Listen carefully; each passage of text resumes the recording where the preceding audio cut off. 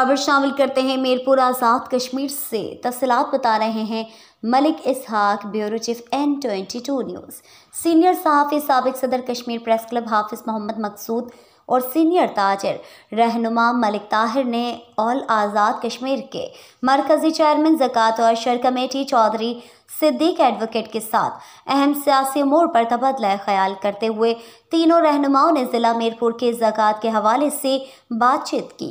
Chairman Chaudhary Siddique advocate ने कहा है कि मुझे जो सदर आज़ाद कश्मीर बैरिस्टर सुल्तान महमूद चौधरी ने ओहदा दिया है, मैं इंशाल्लाह पूरी कोशिश करूँगा पूरा उतरने की। और मैं साथ ही सीनियर सहाफ़ी और साबिक कश्मीर प्रेस क्लब के सदर हाफिज़ मकसूद और मलिक ताहिर का शुक्रिया अदा करता हूँ, जिन्होंने मुझे अच्छा मशवरा दिया और हमेशा ही ऐसे मशवरे मुझे काम आते रहे।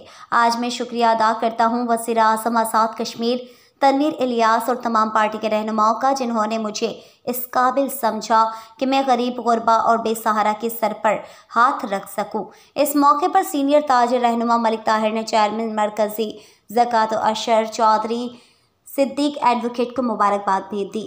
देखते रहिए N22 न्यूज़, हर खबर सच्चाई के साथ।